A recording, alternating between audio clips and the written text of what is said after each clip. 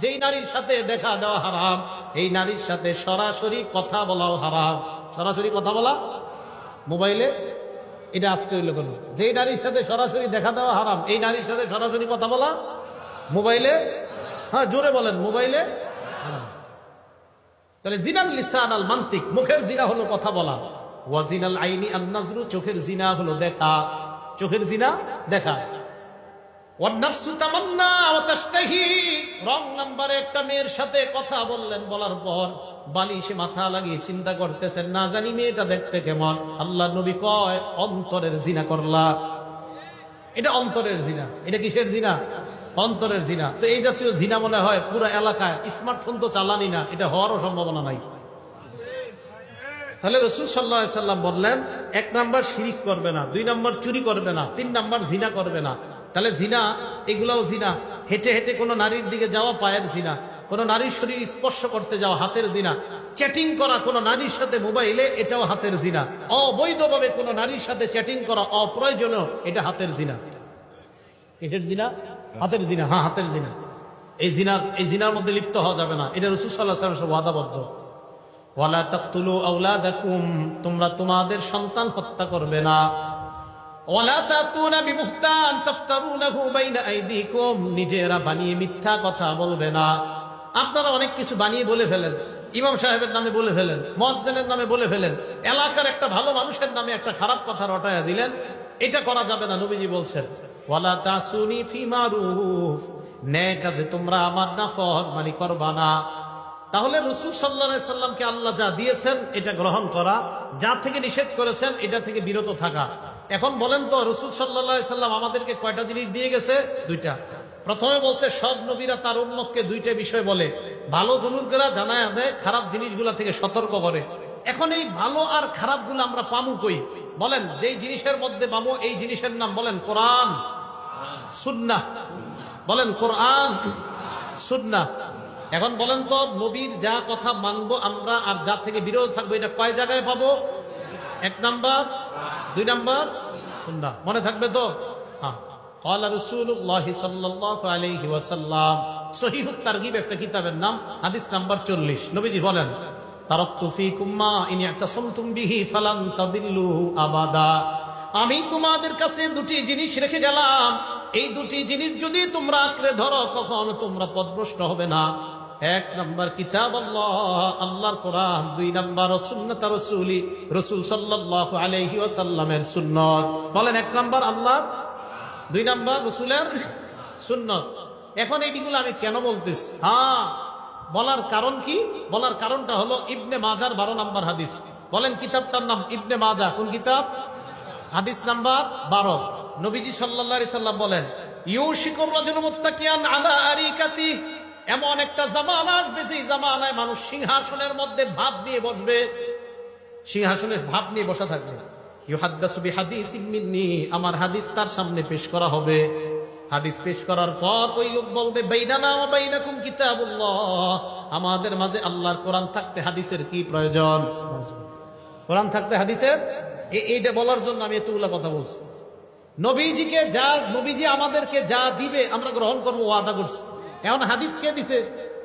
আরে হাদিস কে দিছে? নবীজি। আমাদেরকে হাদিসগুলো কে দিয়েছেন? নবীজি। তো এই পণ্ডিতের সামনে হাদিস পেশ করলে বলে আমাদের মাঝে কোরআন আছে, কোরআন থাকতে হাদিসের কি প্রয়োজন? আর আমার নবী যখন নাকি বর্তমান জামানায় কেউ বলে কোরআন থাকতে হাদিসের কি প্রয়োজন, এই কথা বলার সাথে সাথে আমি আরিফ বিন হাবিবের ঈমান আরো বেড়ে যায় আমার নবীর কথার সত্যতার প্রতি। কারণ নবী 1500 বছর আগে বলছে, তোমার মতো মূর্খের যে আরিফ আর করবে যে তুমি বলবা কোরআন থাকতে হাদিসের কি প্রয়োজন, তুমি যে এরকম আসবা দুনিয়াতে, এটা নবী 1500 বছর আগে জানায়া দিছে। তাই নবীর কথার প্রতি ঈমান আরো বাইরে গেছে। তো নবীজি বলেন, এমন একটা জামানা আসবে যে জামানায় এইভাবে মানুষ বসা থাকবে, তার সামনে হাদিস পেশ করা হলে সে বলবে কোরআন থাকতে আবার হাদিসের কি প্রয়োজন, এই কথা বলবে। আর কি যুক্তি দিবে? ফামা ওয়াজাদনা ফীহি মিন হারামিন হারামনা, কোরআনে যেটা হারাম এটাই তো হারাম। ওয়ামা ওয়াজাদনা ফীহি মিন হালালিন ইস্তাহলালনা, কোরআনের হালালকে হালাল মানলাম। আচ্ছা বলেন তো, আমরা মুসলমানরা কোরআনের হারামকে হারাম মানি কিনা? কোরআনের হালালকে হালাল মানি কিনা? তো ওই লোক যুক্তি দিয়ে আপনারে বুঝাবে কোরআনের হারামকে হারাম মানি, কোরআনের হালালকে হালাল মানি, হাদিসের কি প্রয়োজন, এই যুক্তি আপনাকে দিবে। তখন আপনি পাল্টা প্রশ্ন করবেন, ভাই কোরআনের মধ্যে আছে রুকু করো, কোরআনের মধ্যে আছে সিজদা করো, ইয়া আইয়ুহাল্লাযীনা আমানুর কাউ, হে ঈমানদারগণ তোমরা রুকু করো, ওয়াসজুদু সিজদা করো। কোরআনের মধ্যে নাই 4 রাকাত যোহর করো, এটা কোরআনে নাই। ফজর 2 রাকাত ফরজ, এটা কোরআনে নাই। আসর 4 রাকাত ফরজ, এটা কোরআনে নাই। মাগরিব 3 রাকাত ফরজ, এটা কোরআনে নাই। এশা 4 রাকাত ফরজ, এটা কোরআনে নাই। কোরআনে আছে নামাজ পড়ো, কোরআনে আছে রুকু করো, কোরআনে আছে সিজদা করো। হাদিসের মধ্যে আছে নামাজ এইভাবে পড়ো, হাদিসের মধ্যে আছে ফজর এইভাবে পড়ো। অতএব শুধু কোরআন আর শুধু হাদিস, একটা বাদ দিয়ে আরেকটা মানার নাম মুনাফিক মার্কা ঈমানদার। তাহলে কোরআন হাদিস একটা বাদ দিয়ে আরেকটা না, উভয়টা। মাশাআল্লাহ, তো বুঝে আসছে। কোরআনে আছে রুকু করো, কিন্তু কিভাবে করবেন এটা কোরআনে নাই। কোরআনে আছে সিজদা করো, কিভাবে সিজদা করবেন এটা কোরআনে নাই, এটা হাদিসে আছে। তাহলে কোরআন হাদিস উভয়টা মানতে হবে। সূরা নিসা আছে, ফানকিহু মা তাবা লাকুম মিনান নিসা, নারীদের মধ্য থেকে যাদেরকে পছন্দ হয় তাদেরকে বিয়ে করো, এটা কোরআনে আছে। সূরা নূরের মধ্যে আছে, ওয়ানকিহুল আয়ামা, তোমাদের মধ্যে যারা বিবাহ করতে পারে না, যারা এখনো বিবাহ করে নাই, যাদের বিয়ে হয় নাই, নারী পুরুষ, তাদের বিয়ে করায় দাও। সূরা নিসা আছে বিয়ে করো, সূরা নূরে আছে বিয়ে করাও। কিভাবে বিয়ে করাইবা এটা কোরআনে কোথাও লেখা নেই। এই যে দুইজন বসবে, বসার পরে একজনে ইজাব বলবে, আরেকজন কবুল বলবে, এত টাকা দেন মোহরের বাবদ তোমাকে প্রস্তাব করলাম, তুমি রাজি থাকলে কবুল বলো, এটা কোরআনে কোথাও লেখা নাই। কোরআনে আছে বিয়ে করো, কোরআন আছে বিয়ে করাও, হাদিসে আছে কিভাবে বিয়ে করাও। তাহলে কোরআন হাদিস না কোরআন হাদিস দুইটা, এই তো বুঝে আসছে আপনাদের। তাহলে একটা বাদ দিয়ে আরেকটা। তো নবীজি 1500 বছর আগে বলছে একটা দলের আবির্ভাব ঘটবে, তারা বলবে শুধু কোরআন মানলেই চলবে, হাদিস মানার কোনো দরকার নাই। তো রাসূল আকরাম সাল্লাল্লাহু আলাইহি সাল্লামের এই ব্যাপারে আল্লাহ কোরআনে বলছে, নবী যা দিয়েছে এটা গ্রহণ করো। বলেন আমাদের নবী আমাদেরকে শুধু কোরআন দিছে না কোরআন সুন্নাহ দুইটা দিছে? মাশাআল্লাহ, তুমি বুঝে আসছে সবার। এই জিনিস দুইটাই আমরা গ্রহণ করব, এটা রাসূল সাল্লাল্লাহু আলাইহি সাল্লাম আমাদেরকে দিয়েছেন। আর আমরা কোরআনে ওয়াদা করছি, আল্লাহ এটাই বলতেছে, আল্লাযীনা ইয়ানকুদুনা আহদাল্লাহি মিন বাদি মিসাকি, যারা আল্লাহর সাথে কৃত ওয়াদা ভঙ্গ করে। আল্লাহ আমরা ওয়াদা করছি আপনার নবী যা দিবে তা গ্রহণ করব, এই ওয়াদা আমরা ভঙ্গকারী হব না। আর ওয়াদা ভঙ্গকারী হলে আমরা ফাসিক হয়ে যাব, নাউজুবিল্লাহ। কি কথা মনে থাকবে? এবার পরের অংশে যাই। আল্লাযীনা ইয়ানকুদুনা আহদাল্লাহি মিন বাদি মিসাকি, পরের অংশটা শুরু করলে কেউ উঠেন না, আল্লাহর রাস্তায় উঠবেন না। কারণ পরের অংশটা এমন একটা বিষয়, এটা শুনলে অনেকে উঠা যায়, উঠেন না কিন্তু। হ্যাঁ, ওয়ায়াকতাউনা মা আমারাল্লাহু বিহি আন ইউসালা, আল্লাহ যা জোড়া লাগাইতে আদেশ করে তারা তা ছিন্ন করে। ফাসিকদের দ্বিতীয় পরিচয় দিচ্ছে আল্লাহ, আল্লাহ যা জোড়া লাগাইতে বলে তারা সেটা ছিন্ন করে। আল্লাহ জোড়া লাগাইতে বলে আত্মীয়তার সম্পর্ক, এটা তারা ছিন্ন করে। কিসের সম্পর্ক? কিসের? রক্তের সম্পর্ক, আত্মীয়তার সম্পর্ক। বলেন রক্তের সম্পর্ক, আত্মীয়তার সম্পর্ক। সহিহ বুখারী হাদিস নাম্বার 5983 নাম্বার হাদিস। এক ব্যক্তি রাসূল আকরাম সাল্লাল্লাহু আলাইহি সাল্লামের কাছে আসছে, আসে বলে, আখবিরনি বিআমালিন ইউদখিলুনিল জান্নাহ, ইয়া রাসূলুল্লাহ, এমন কিছু আমল আমাকে বলেন যে আমলটা করলে আমি আল্লাহর জান্নাতের মেহমান হয়ে যাব। এই প্রশ্ন করার পর সাহাবারা বললেন, ফাকালাল কওম মালাহ মালাহ, সাহাবারা বললেন এই লোকটার কি হইল, এই লোকটার কি হইল, কি প্রশ্ন করে, এমন আমল বলেন যে আমল করলেই জান্নাতে যাব, লোকটার কি হলো? নবীজি বলে, আরে থামো, অরবুল মালাহ, লোকটার প্রয়োজনীয়তা আছে তাই জিজ্ঞাসা করছে। নবী বললেন 4 আমল করবা, মরলেই জান্নাতি হবা। কয় আমল? 1, তা'বুদুল্লাহ লা তুশরিকু বিহি শাইআ, শিরিক মুক্ত ইবাদত করবা। কি মুক্ত ইবাদত? শিরিক। উলামায়ে হযরতদের কাছে আবদার করব, মানুষের পায়ে ধরে ধরে বুঝান, ভাই শিরিক করেন না। আমাদের হাজারো মুসলমানরা নামাজ পড়ে 5 ওয়াক্ত, কিন্তু সে যে শিরিক করে সে জানেও না। বিভিন্ন দিন আসলে, বিভিন্ন মাস আসলে, বিশেষ করে রজব মাস আসলে, কোন মাস? আরে কোন মাস? সামনে তো এই পদ্মা ব্রিজ না, তো পদ্মার এই পাশে কিছুটা গ্রান আছে, আর ওই পাশে তো মাশাআল্লাহ কঠিন গ্রান। গ্রান মানে গন্ধ, বেদাতের গন্ধ। বেদাতের তো গ্রান হয় না, গন্ধ। কি হয়? গন্ধ। তো দেখেন, 1 নাম্বার তা'বুদুল্লাহ, আল্লাহর ইবাদত করবা, শিরিক করা যাবে না। 2 নাম্বার তুকিমুস সালাহ, সালাত কায়েম করবা। 3 নাম্বার তুতিজ যাকাত, যাকাত আদায় করবা। 4 নাম্বার তাসিলুর রহিম, আত্মীয়তার সম্পর্ক জোড়া লাগাইবা, রক্তের সম্পর্ক জোড়া লাগাইবা। মারা যাইবা আল্লাহ পাক তোমাকে জান্নাতের মেহমান বানায়া দিবেন। তাহলে 4 নাম্বার রক্তের সম্পর্ক, 4 নাম্বার আত্মীয়তার সম্পর্ক। এটা আল্লাহ আদেশ করছে জোড়া লাগাইতে, এটা ছিন্ন করার আদেশ করে নাই। সহিহ বুখারী হাদিস নাম্বার 5984 নাম্বার হাদিস। এই হাদিসের মধ্যে আসছে ক্বালা রাসূলুল্লাহ সাল্লাল্লাহু আলাইহি ওয়াসাল্লাম লা ইয়াদখুলুল জান্নাতা কাতিউন, আত্মীয়তার সম্পর্ক ছিন্নকারী জান্নাতে প্রবেশ করবে না। রক্তের সম্পর্ক ছিন্নকারী জান্নাতে প্রবেশ করবে না। ঢাকা 10 তলা বাড়ি করছে, তার বোন ঈদের দিন মানুষের কাছে গোস্তের জন্য বসে থাকতে হয়, তার আপন বোন অন্যের কাছে খাদ্যের জন্য বসে থাকতে হয়। ঢাকা বাড়ি আছে 5 তলা 6 তলা, ভাইয়ের বোন অন্যের দাঁড়ে দাঁড়ে গিয়ে হাত পাততে হয়। আল্লাহ পাক রব্বুল আলামিন বলছে সম্পর্ক জোড়া লাগাও, রক্তের সম্পর্ক জোড়া লাগাও। এটা ছিন্ন করে যারা, তারা ফাসিক। সহিহ বুখারী হাদিস নাম্বার 5985 নাম্বার হাদিস। ক্বালা রাসূলুল্লাহ সাল্লাল্লাহু আলাইহি ওয়াসাল্লাম, আল্লাহ নবী বলেন মান সাররাহু, যেই ব্যক্তি এটা পছন্দ করে, আইয়ুবসাতালাহু ফি রিজকিহি, কোন ব্যক্তি যদি চায় তার রিজিকের মধ্যে বরকত হোক। রিজিকে বরকত সবাই চান। 2 নাম্বার ওয়ায়ুনসালাহু ফি ইসরিহি বা আসরিহি, কেউ যদি চায় তার হায়াতে বরকত। বলেন কয় জিনিসে বরকত? রিজিকে, হায়াতে। বলেন রিজিকে। যদি এই 2 জিনিসে কেউ বরকত চায়, নবী বলেন ফালইয়াসিল রহিমা, সে যেন রক্তের সম্পর্ক জোড়া লাগায়, আল্লাহ তার রিজিকে এবং হায়াতে বরকত দান করবেন। বলেন রিজিক আর হায়াতে বরকত দানের কয় উপায়? মানে না, উপায় একটা। রিজিক আর হায়াতে বরকত হবে একটা আমল করলে, রিজিক আর হায়াতে ভরপুর বেশি বরকত হবে একটা আমল করলে, সেটা হলো রক্তের সম্পর্ক জোড়া লাগাইলে। রক্তের সম্পর্ক জোড়া লাগাইলে রিজিকে বরকত হবে, হায়াতে বরকত হবে। এটা আজীব হাদিস শোনেন, সহিহ বুখারী হাদিস নাম্বার 5987 নাম্বার হাদিস। ইন্নাল্লাহা খালাকাল খালকা, আল্লাহ সৃষ্টি বানাইলেন, আসমান জমিন বানাইলেন। বানানোর পর হাত্তা ইদা ফারাগা মিনাল খালকি, আল্লাহ যখন সৃষ্টি থেকে অবসর হলেন, দেখেন কি কামাতির রহিম, রক্তের সম্পর্কটা আল্লাহর সামনে দাঁড়ায় গেছে। আরে আমি আপনারা কিন্তু সম্পর্কটা এটা কেমনে দাঁড়াইছে আল্লাহ জানে, দাঁড়াইছে। দাঁড়ানোর পর আল্লাহকে বললেন আল্লাহ হাযা মাকাবুল আইজি বিকা মিনাল কাতিআ, আল্লাহ রক্তের সম্পর্ক যারা ছিন্ন করে তাদের থেকে পানা চাওয়ার আপনি তো শ্রেষ্ঠ জায়গা, তাই আমি আপনার সামনে দাঁড়াইলাম। আল্লাহ বললেন আমা তারদাইনা আন আসিলা মান ওয়াসালাক, তুমি কি সন্তুষ্ট না যারা তোমাকে রক্ষা করবে? আমি ওয়াদা করলাম, আমি আল্লাহ তাদেরকে রক্ষা করার ওয়াদা করলাম। রক্তের সম্পর্ককে আল্লাহ বললেন ভাই ভাইকে যদি সম্পর্ক রক্ষা করে, ভাই বোনের সম্পর্ক যদি রক্ষা হয়, রক্ত আর আত্মীয়তার বন্ধন যদি রক্ষা হয়, আমি আল্লাহ ওই ব্যক্তিকে রক্ষা করব। এরপরেরটা কি কইছে? ওয়া আক্তা মান কাতাআক, তোমাকে যারা ছিন্ন করবে আমি আল্লাহ তাকে ছিন্ন করব।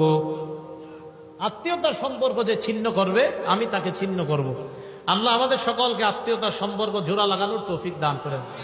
অনেকে প্রশ্ন করে হুজুর আমার আত্মীয় যদি আমার সাথে খারাপ ব্যবহার করে আমি কি করব? করে না? জবাব আসতেছে, আগে শুনেন। সহিহ বুখারী হাদিস নাম্বার 5990 নাম্বার হাদিস। ক্বালা রাসূলুল্লাহ সাল্লাল্লাহু আলাইহি ওয়াসাল্লাম, আল্লাহ নবী বলেন ওয়ালাকিন লাহুম রাহিমুন আবুল্লু বিবালালিহা, নবীজি বলেন আত্মীয়তার সম্পর্কের একটা রস আছে। আত্মীয়তার সম্পর্কের যে রস, এই রসের মাধ্যমে আত্মীয়তার সম্পর্ককে আমি প্রাণবন্ত করে রাখি, সজীব করে রাখি। রক্তের সম্পর্ককে আমি সজীব করে রাখি, প্রাণবন্ত করে রাখি সবসময়। এবার প্রশ্নের উত্তর নেন। যারা বলেন হুজুর আমার বোন তো আমার সাথে কথা বলে না, আমার ভাই আমার সাথে কথা বলে না, আসেনি এই অভিযোগ। হ্যাঁ, এখন তাদের অভিযোগের জবাব নবীজি দিয়ে দিছে, আমি কি দিব? সহিহ বুখারী হাদিস নাম্বার 5991 নাম্বার হাদিস। ক্বালা রাসূলুল্লাহ সাল্লাল্লাহু আলাইহি ওয়াসাল্লাম, আল্লাহ নবী বলেন লাইসাল ওয়াসিলু বিল মুকাফি, কয় শুধুমাত্র আমি আমার ভাইয়ের সাথে সম্পর্ক জোড়া লাগাইলাম এটার নামে আত্মীয়তার সম্পর্ক রক্ষাকারী এমন না। এটা তো আত্মীয়তার সম্পর্ক রক্ষা হচ্ছেই। নবীজি বলেন প্রকৃত আত্মীয়তার সম্পর্ক রক্ষাকারী ওই ব্যক্তি, ওয়ালাকিনিল ওয়াসিলুল্লাযী ইযা কুতিআত রাহিমুহু ওয়াসালাহা, নবী বলেন প্রকৃত আত্মীয়তার সম্পর্ক রক্ষাকারী ওই ব্যক্তি, যখন আত্মীয়তার সম্পর্ক কেউ ছিন্ন করে ওই ব্যক্তি আগে বেড়ে সেটাকে রক্ষা করে। আপনার বোন আপনার সাথে কথা বলে না, বাস না বলুক, আপনি আত্মীয়তার সম্পর্ক রক্ষা করেন। আমি আপনাদেরকে একটা বাংলা বলে যাই, আপনি দেখবেন আপনার ভাইয়েরা বোনেরা আপনারে ঠকাইতেছে, আপনি বুঝতেছেন, এরপরেও আপনি তাদের সাথে সুন্দর সম্পর্ক রাখতেছেন কেন? যে নবী বলছে আত্মীয়তার সম্পর্ক ঠিক রাখতে। আপনি দেখবেন 2, 4, 5, 10 মাস পরে আপনি খোঁজ নিয়ে দেখবেন তাদের সবার চাইতে আপনি ভালো আছেন। দেখেন যদিও আপনি বাহ্যিকভাবে দেখতে একটু হেরে যাচ্ছেন, বাহ্যিকভাবে আপনি একটু ফেল হয়ে যাইতেছেন, তাদের চেয়ে দেখা যাচ্ছে আল্লাহ আপনাকে ভালো রাখবে, এই কথা মনে রেখেন। তাহলে আত্মীয়তার সম্পর্ক এটাকে বলা হয় বকৃত, যে কেউ যদি ছিন্ন করে তার সাথে সম্পর্ক রক্ষা করা। আর আত্মীয়তার সম্পর্ক ছিন্ন করা মানে ফাসিক হওয়া, আত্মীয়তার সম্পর্ক ছিন্ন করা মানে জাহান্নামে যাওয়া। আল্লাহ হেফাজত করেন। মুসলিম শরীফের হাদিস, জান্নাতের ফেরদাউসের উপরে হলো আরশ। সুবহানাল্লাহ। হাদিসে আসছে আল ফিরদাউস আলা জান্নাত, জান্নাতুল ফেরদাউস হলো জান্নাতের সবচেয়ে উঁচু জায়গাটা। এই হাদিসের মধ্যে নবী বলেন ওয়ামিন ফাওকিহা আল আরশ, জান্নাতুল ফেরদাউসের উপরে হলো আরশ। এবার মুসলিম শরীফের হাদিস শুনেন, আর রহিমু মুআল্লাকাতুন বিল আরশ, রক্তের সম্পর্কটা এই এখনো আরশের সাথে ঝুলে রয়েছে। এইভাবে ঝুলে ঝুলে রক্তের সম্পর্ক আর আত্মীয়তার সম্পর্ক বলতে থাকে, মান ওয়াসালানি ওয়াসালাহুল্লাহ, আমাকে যারা রক্ষা করে আল্লাহ যেন তাদেরকে রক্ষা করে।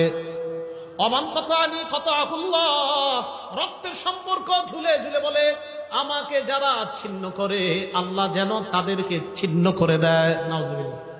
রক্তের সম্পর্ক আরশের সাথে ঝুলে ঝুলে বলে আমাকে যারা রক্ষা করে আল্লাহ যেন তাদেরকে রক্ষা করে, আমাকে যারা ছিন্ন করে আল্লাহ যেন তাদেরকে ছিন্ন করে।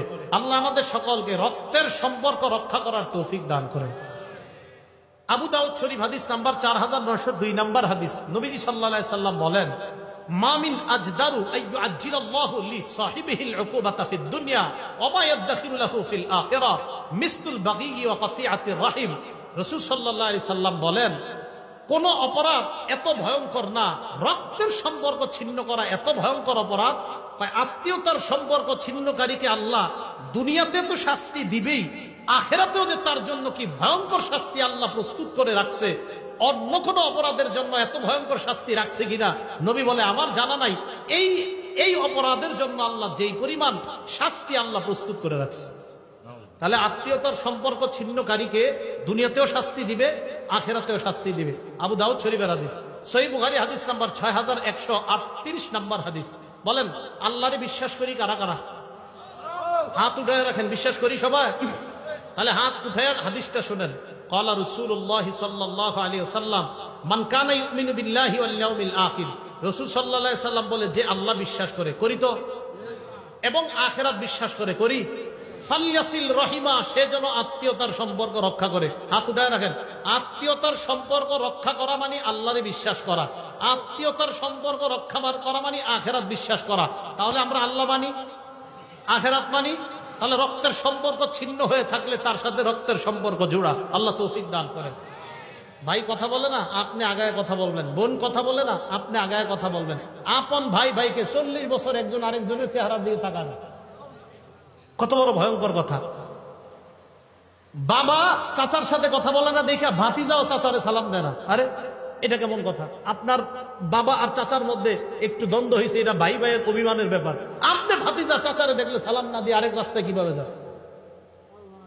এটা কেন? এটা যেন না হয়। ইবনে মাজাহ 3251 নম্বর হাদিস, রাসূল আকরাম সাল্লাল্লাহু আলাইহি সাল্লাম বলেন, নিরাপদে কারা কারা জান্নাতে যাইতে চাও? নিরাপদে সবাই জান্নাতে যাইতে চাই? রাসূল আকরাম সাল্লাল্লাহু আলাইহি সাল্লাম বলেন, নিরাপদে যদি জান্নাতে চাইতে চাও কয়েকটা আমল করবা। ইয়া আইয়ুহান নাস আফশুস সালাম, হে মানুষ তোমরা সালাম দাও। ওয়া আতিমুত তাআম, তোমরা খাবার খাওয়াও। ওয়া সিলুল আরহাম, রক্তের সম্পর্ক রক্ষা করো। ওয়া সাল্লু বিল লাইলি ওয়ান নাসু নিয়াম, রাতের বেলা মানুষ যখন ঘুমায় তখন তাহাজ্জুদের নামাজ পড়ো। তাদখুলুল জান্নাতা বিসালাম, মরো আর নিরাপদে জান্নাতে প্রবেশ করো। সালাম দাও, 2 নাম্বার খাবার খাওয়াও, 3 নাম্বার আত্মীয়তার সম্পর্ক রক্ষা করো, 4 নাম্বার রাতের বেলা তাহাজ্জুদের সালাত করো, নিরাপদে জান্নাতে প্রবেশ করো। কথা কি বুঝে আসছে সবার? তাহলে ফাসিক কারা? আল্লাযীনা ইয়ানকুদুনা আহদাল্লাহ, যারা আল্লাহর সাথে কৃত অঙ্গীকার ওয়াদাকে যারা ভঙ্গ করে। আর আল্লাহর ওয়াদা কি কি, এই ব্যাপারে আমরা নবীজির বিস্তর অনেকগুলো আলোচনা করলাম। এরপরে ওয়ায়াকতাউনা মা আমারাল্লাহু বিহি আইয়ুসালা, আল্লাহ যা জোড়া লাগাইতে বলে এটা যারা ছিন্ন করে। 3 নাম্বার ওয়ায়ুফসিদুনা ফিল আরদ, যারা জমিনে ফাসাদ সৃষ্টি করে, শান্তির পরিবর্তে যারা অশান্তি সৃষ্টি করে, তাদেরকে আল্লাহ ফাসিক বললেন। শেষে আল্লাহ বলেন উলাইকা হুমুল খাসিরুন, তারা হলো ক্ষতিগ্রস্ত। ভাই আপনাদের কাছে হাত জোর করে আবদার, আমি আপনি মরার সময় আমার আপনার নামের পিছনে যেন ক্ষতিগ্রস্ত শব্দটা লেখা না হয়, আমার আপনার নামের পাশে যেন সফল ইমানদার লেখা হয়ে যায়। আজকে এই মুহূর্ত থেকে চেষ্টা করা, আল্লাহ সফল মুমিন বানায়া কবরে যাওয়ার সময়ও সফল মুমিন ঘোষণা করে আমার মৃত্যুটা দিয়ে আপনি আমাকে কবরে নিয়েন, এই দোয়া আল্লাহর কাছে করা। আল্লাহ পাক রব্বুল আলামিন আমাদের সকলকে সূরা বাকারার এই আয়াতের যে শিক্ষা, 1 নাম্বার আল্লাহর ওয়াদা ভঙ্গ না করা, 2 নাম্বার রক্তের সম্পর্ক ছিন্ন না করা, 3 নাম্বার পৃথিবীতে অশান্তি সৃষ্টি না করা, এই অপরাধগুলো থেকে যেন বেঁচে থাকতে পারি আল্লাহ তৌফিক দান করেন। আমিন। ওয়া আখিরু দাওয়ানা আনিল হামদুলিল্লাহি রাব্বিল আলামিন।